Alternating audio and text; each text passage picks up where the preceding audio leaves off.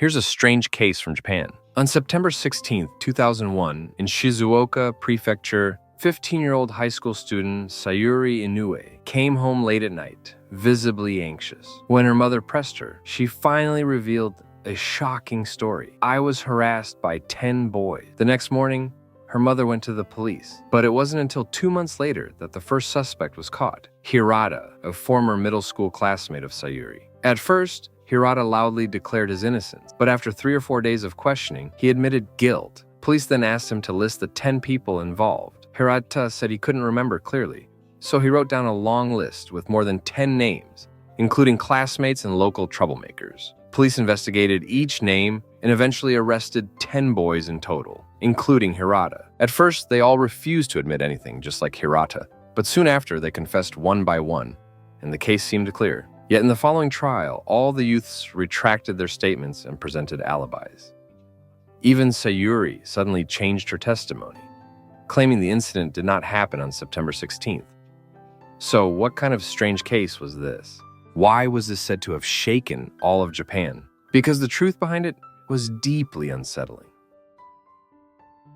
According to Sayuri, on Sunday, September 16, 2001, she ran into her former classmate Hirata and another boy she didn't know while returning from school. Since she hadn't seen Hirata in a long time, the three of them went to Gotemba Park to chat. But as night fell, around 9:30, 8 more boys showed up. Together with Hirata and his friend, there were 10 in total. They surrounded her and acted aggressively. Sayuri later recalled that only because she was on her period, things didn't go further. Afterward, the leader warned her not to tell anyone, not even her parents or the police.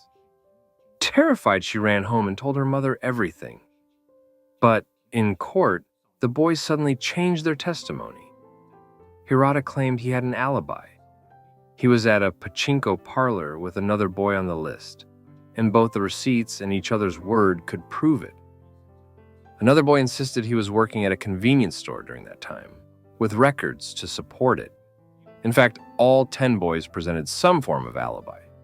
Then, Sayuri changed her statement again, saying she had remembered wrong. The incident did happen on a Sunday, but not on September 16th. It was a week earlier on September 9th. Then, surprisingly, the judge readily accepted Sayuri's revised statement and demanded that all 10 boys now provide alibis for September 9th instead. Soon after, Hirata was the first to present evidence. On the night of September 9th, he was at a friend's house, celebrating the friend's father's birthday. 5 people were present who could testify, and the father even made curry for everyone.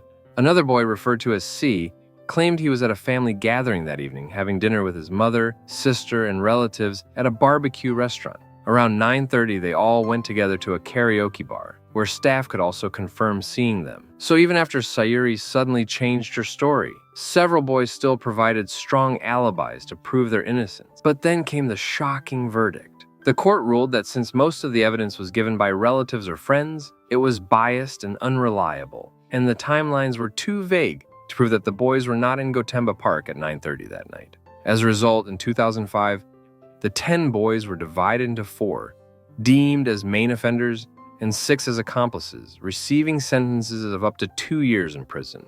Even when they submitted further alibi evidence in 2007, the court once again dismissed it as untrustworthy. But why did the court so readily believe Sayuri's revised statement? By this point, the case had already stirred anger and doubt across Japan. And just when no one expected it, Sayuri changed her story once again.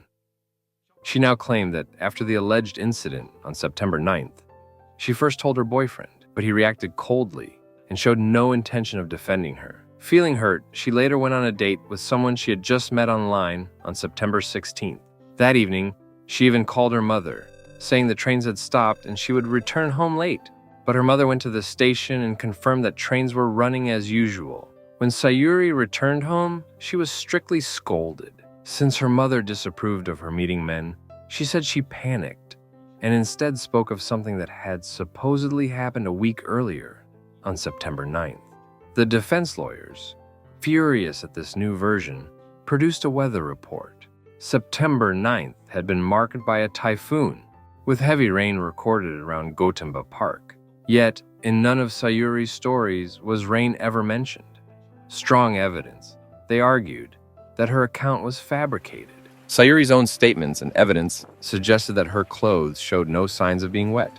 Was it possible then that during the typhoon it rained everywhere except inside Gotemba Park? That seemed implausible. Yet the court continued to lean in her favor. The defense then produced a second piece of evidence. In both of Sayuri's versions, she described a rope tied inside a pavilion at the park. But official park records confirmed that this rope was only installed after September 9th. Even so, the judge dismissed this point as well and upheld the original ruling. The 10 teenagers were still convicted of attempted assault. To this day, the full truth of the case remains uncertain. Many in Japan believe it reflected society's hypersensitivity towards so-called molestation crime. Originally intended to curb harassment on trains and in workplaces, these charges carried enormous weight after decades of public campaigns. Yet despite such efforts, nearly 40% of women still chose silence or avoidance. By the early 2000s, courts seemed to adopt an extreme one-sided stance. Once accused, conviction rates reached as high as 99.8%. Unsurprisingly, many who sympathized with the boys concluded that they had become victims of this harsh legal climate, sacrificed to a system determined to secure convictions at all costs. Why did Hirata confess so quickly and even provide a list of names? According to the boys, police pressured them from the start, saying that early confessions would mean lighter punishment. Police said others confessed and warned of harsher punishment. Trusting them, the boys confessed, only to face worse. From 2001 onward, they appealed repeatedly, all the way to 2009. During those years, they lived under forced detention or strict supervision. When transferred between facilities, they shouted, "We are delinquent youths. Yes, we've done bad things, drinking, smoking, but we swear we never committed this crime. It's only because we're labeled as delinquents that no one believes us." Released in 2010, they immediately filed a civil lawsuit against Sayuri, demanding 20 million yen in compensation. Public opinion sided with them, condemning the trial as deeply unfair and demanding answers from the courts. Media outlets and civic groups began investigating. In interviews, the 10 boys revealed a disturbing detail. They hadn't realized it then, but now they were certain. The police had been feeding them false leads and coercing confessions all along. If you confess, you'll be free in a year. If you deny it, the trial will drag on for years in prison. Everyone else has confessed, so stop making excuses. These nightmare-like words haunted the desperate boys. Some even suffered police violence. And before the first trial, many admitted guilt. They later recalled that once they confessed, the police suddenly treated them more kindly. In 2009, the documentary We Are Not Guilty, 3,000 Days of Struggle, tried to uncover the truth, but only revealed contradictions. For 3,000 days, parents fought tirelessly. Yet the truth was never acknowledged. Or perhaps it was clear all along, just refused. That's all for today's story. Thank you for watching.